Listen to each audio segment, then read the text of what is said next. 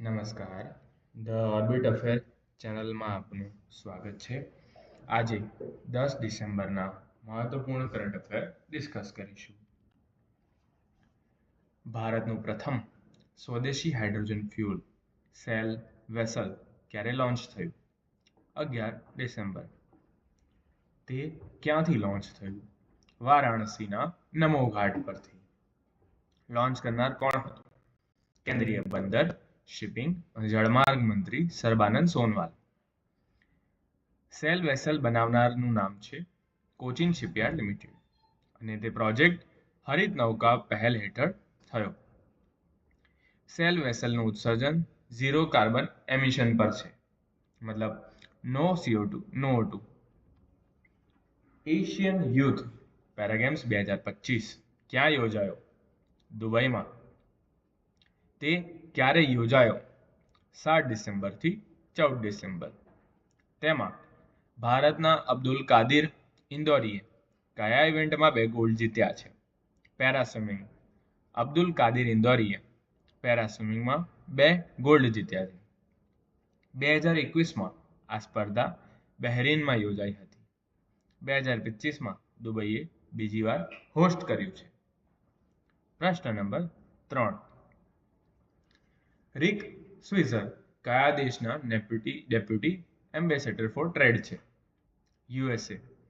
હાલમાં તે ભારતની મુલાકાતે આવેલા છે. રિક સ્વિઝરની મુલાકાત દરમિયાન કયા ક્ષેત્રો પર ખાસ ધ્યાન આપવાનું મૂકવામાં આવ્યું છે? ટેકનોલોજી, એનર્જી, કૃષિ અને ડિજિટલ ટ્રેડ. હાલ તેઓ ભારતની મુલાકાતે આવેલા છે. રિક સ્વિઝર. યુનેસ્કોએ બોરન્ડોને કઈ યાદીમાં સામેલ કર્યું? આ એક વાજિંત્ર છે અને તે બહુ જૂનું છે, તેથી યુનેસ્કોએ તેને intangible cultural heritage in need of urgent સેફગાર્ડિંગમાં સામેલ કર્યું છે. બોરન્ડો કયા પ્રદેશનું પરંપરાગત વાદ્ય છે? સિંધ. બોરન્ડો કયા યુગ સાથે જોડાયેલું છે? ઇન્ડસ વેલી સિવિલાઇઝેશન. બોરન્ડો શું છે? તો માટીથી બનેલું પરંપરાગત વેસલ ફ્લ્યુટ.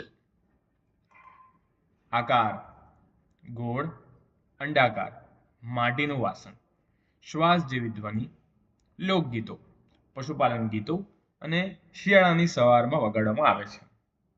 બોરન્ડોની ઉત્પત્તિ સિંધના કેટીમીર મોહમ્મદ લુંડ ગામથી થઈ છે અને તેની મૂળ ઇન્ડસ વેલી સિવિલાઇઝેશન એટલે કે મોહેન્જો-દડો સુધી પહોંચે છે.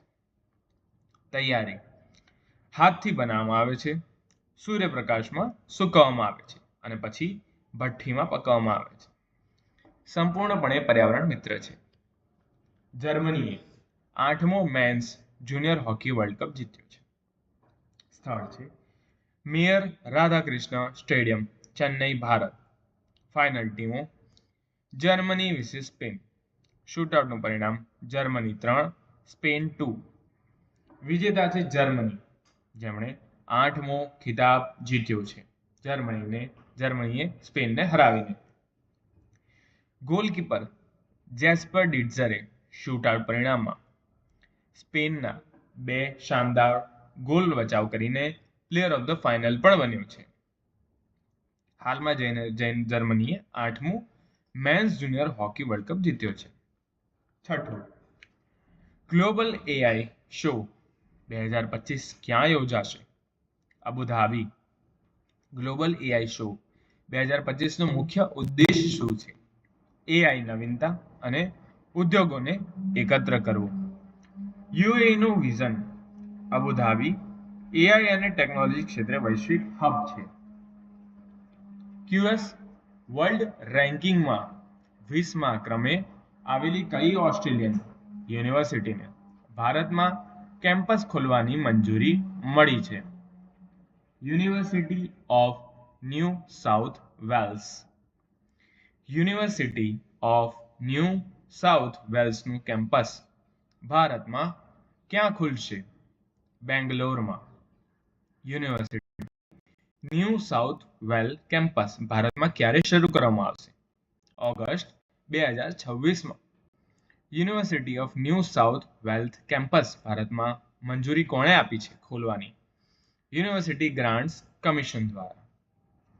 તમને એક વિનંતી છે કે તમે જ્યારે કોઈના પણ કરંટ અફેર જુઓ, ભલે તમારા વર્ષો જૂના સાહેબોના તમે કરંટ અફેર જોતા હો, પણ તમે એકવાર તેને ક્રોસ ચેક જરૂર કરજો, કારણ કે ઘણીવાર એવું બની શકે છે કે તેમનાથી પણ ડેટા ખોટો આવી શકે અને મારાથી પણ ખોટો ડેટા આવી શકે.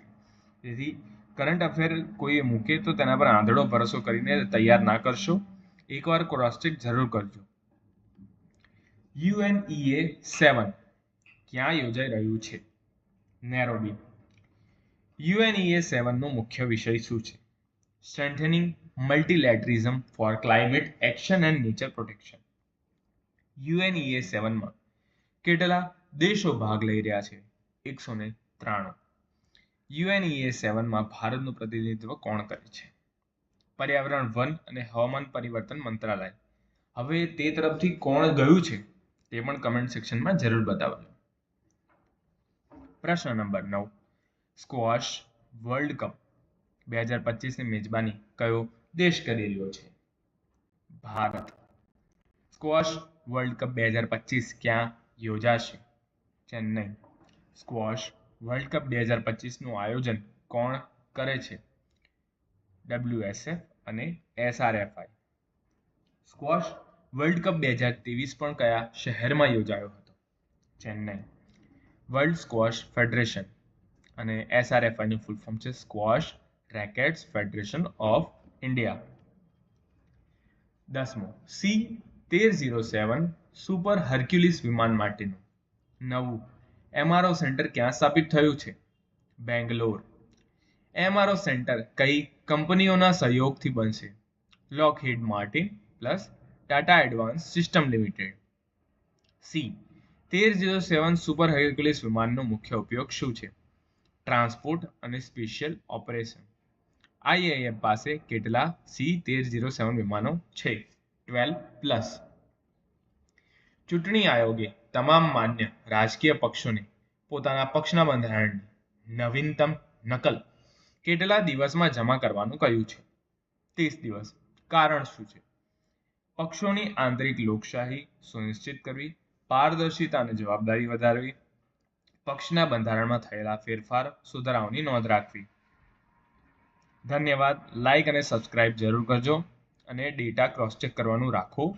મારા શું કોઈની પણ આંધળો ભરોસો ન કરશો.